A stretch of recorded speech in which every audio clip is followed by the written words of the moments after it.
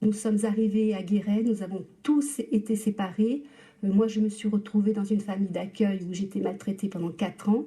À 7 ans, j'ai été adoptée. Là, par contre, j'ai été aimée. Et le souci, c'est que j'ai vécu dans le mensonge, c'est-à-dire on se croisait, nous, frères et sœurs, dans Guéret, sans savoir que nous étions frères et sœurs.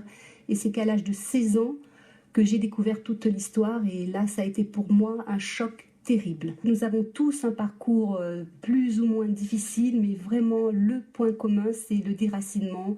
Voilà, nous avons été arrachés à nos familles, à nos repères, à notre île, et des bébés jusqu'aux adolescents. Et c'est vraiment le déracinement, le point commun de notre histoire. Aujourd'hui, des compatriotes ne savent toujours pas qu'ils font partie des enfants réunionnais exilés de force de 1963 à 1982. Au départ, on disait 1630 enfants et en octobre dernier, les experts de la Commission nationale ont annoncé 2150 enfants. Donc ce chiffre est juste, mais il peut évoluer. Alors quel est l'objectif précis de cette commission et quel est aussi son calendrier ? La Commission nationale a été mise en place pour faire la lumière sur cette histoire et aussi travailler sur nos attentes, nous les ex-mineurs.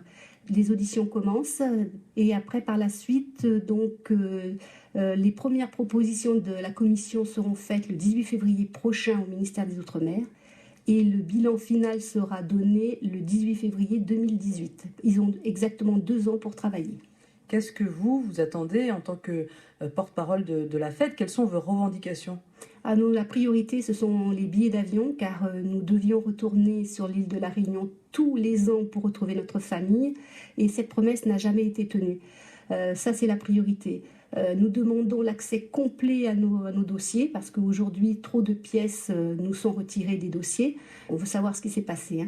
On demande aussi également que notre histoire rentre dans les manuels scolaires, que notre histoire soit reconnue crime contre l'enfance, car nous avons été transplantés comme des objets.